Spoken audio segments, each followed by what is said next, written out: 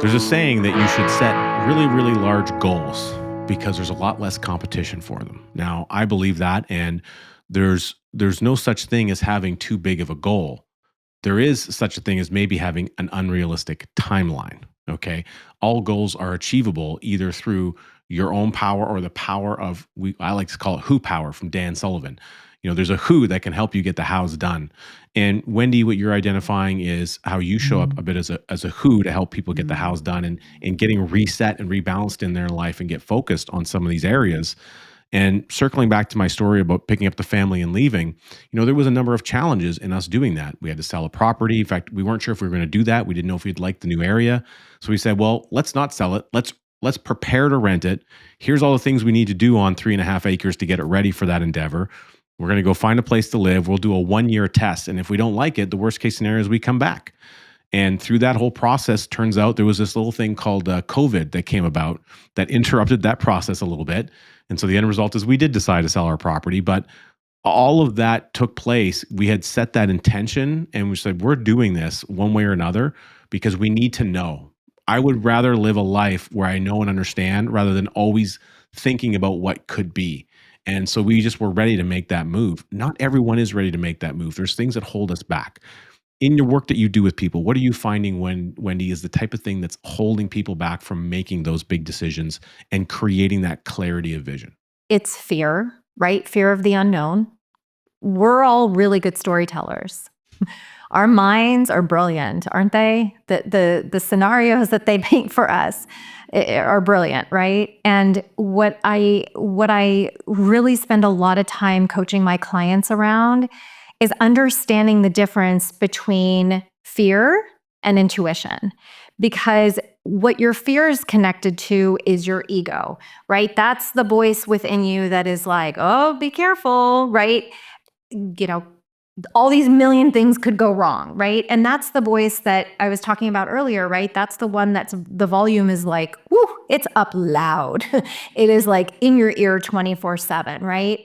And fear comes with a sensation that is, it's anxiety, it's loud, it is your shoulders go up and your voice sometimes goes up when the fear starts kicking in. Versus when you tap into your intuition, right? So I would bet, Richard, that at some point you guys heard that whisper inside that was very calm, right? The voice that said, let's just rent for a year. Instead, you're like, sell the property. You need the money. You've got to buy something else, right? Versus you can rent for a year. What's the harm in renting for a year? Give it a year test, right? Calm, quiet, ease, flow, super, but firm, right? Give it a go. Try it out. Give it a year. And so when you start understanding sort of like the volume, the vibration difference between your fear and your intuition, what you're then able to tap into is your fear is focused on the goal, but your intuition is focused on the intention. I'm so glad you brought that up because that's another big piece that I find that people miss. We're coming up to the new year and I truly hate, yes, that strong of a word, I hate resolutions because what that tells me is that you think you did something wrong last year. And what is missing when you make a resolution is not only kindness and forgiveness of yourself, but what is also missing is the sensation in your body, the feeling inside of you. And what I would bet when you guys set that intention, there was an intention, there was a feeling associated with your decision. And so that decision was then connected to the bigger goal. But it was a focus on the intention. It was a focus on the feeling.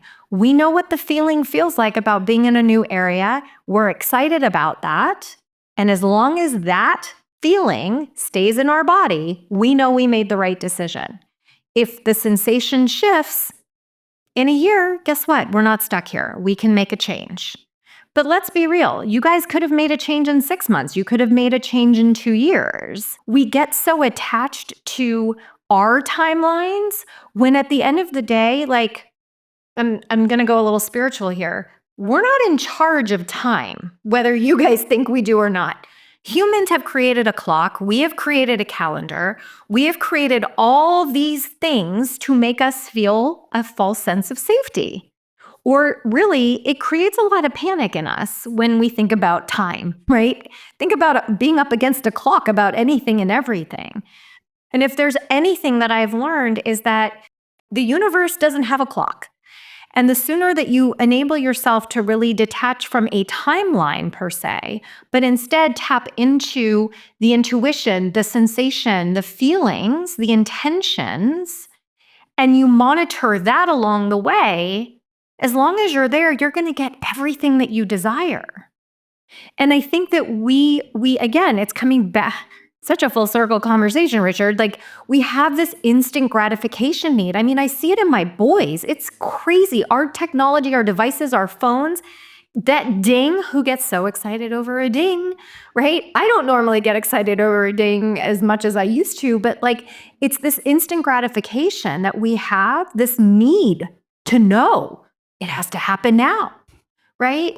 And the people that I see having the best lives and having all this, whatever you want to define as success in their life and their business, are people who have detached from the need to control, the need to know timing, and instead stay connected to the energy of the feelings, the intention, the sensations of what it is that they want to create. And those are the breadcrumbs that you should be following, not the dings on your social media or wanting to brag about something sooner than later. Why is this taking so long?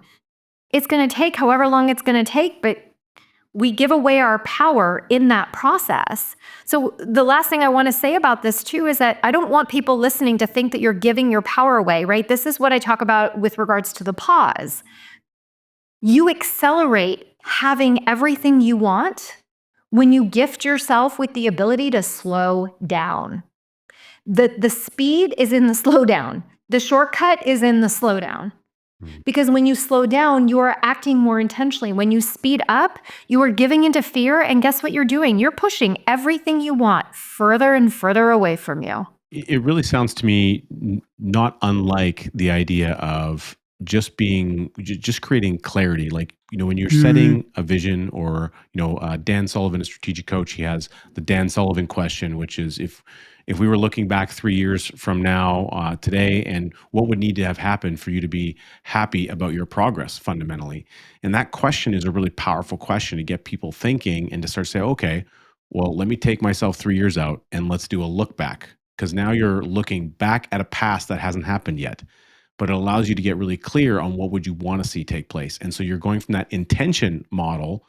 Maybe it's not as clear or specific as like a written down goal, but you have a clear intention, and then you can really identify it. And it's an emotional based question. What would make you happy with your progress? So progress means something has happened positively. It's moved forward. Happiness means you enjoyed the process, or what the result is, and you're able to have that kind of focus and clarity. To me, Yes. that question is a pause oriented question, because you have to turn down the noise of everything else going on in order to even have the presence of mind to think through what that looks like. And I feel, to a large degree, Wendy, that's some of what you're saying. It's just giving yourself the capacity to say, look, if I tune everything else out and I just got really clear about what it is that I want, and then I include important members of my family or my team or whoever's around me around that discussion, and we project forward, we can be marching towards we're all playing the same sheet of music somewhat. We're heading towards this intention. There's room in a live band situation for the guitar player to have his solo and a riff. And although it's the same song, that song could be played a little bit differently in a different show. And people are going to want to come out to the live show. There's a reason why live shows are popular, because there's something unique that's going to happen there versus just Right. listening to the recording. And I feel like Right. there's a lot of similarities to the types of things you're talking about, where people can get real clarity by taking that pause moment, like you identify, and seeing what powerful can come out of this, so that I can do more with less activity somewhat. And what I'm also hearing you say, Richard, that I think is a really good point is I think that it's in those unexpected moments like, like you were saying with like a band, right? Where, if you're in a rehearsal, but you're just like riffing on something, right? And how many times do those riffs become elements that go into a song that are how that band gets known, or that particular musician, gets known for their specialty of playing that particular instrument, right? And to equate that to also, I've had these moments where like I'm running on the, no joke, I'm running on the treadmill and I'm just nourishing myself, nourishing my body, tapping into my, like, I work out because of how it makes me feel. I don't love getting on. I mean, I work out every day and I walk every day and I do weights and, you know, I don't do it because I'm like, yes, working out is like the greatest thing ever. If I did, I would be a trainer. I do it because I like how it makes me feel.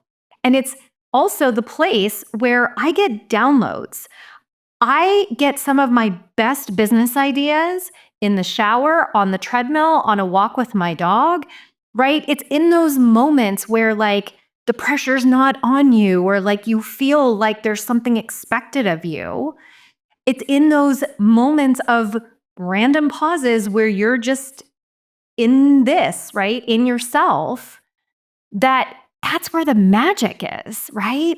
That's where life lives for you, right? And seeing it as opportunities instead of, I think a lot of people see those moments as like, oh, wasting time, or like I could be doing something else, or, how much time do I have left before I have to get on a conference call, right? It's in those moments where you are just in it, you're present and you're in your body, or you're in your music, where that's where the magic happens, right?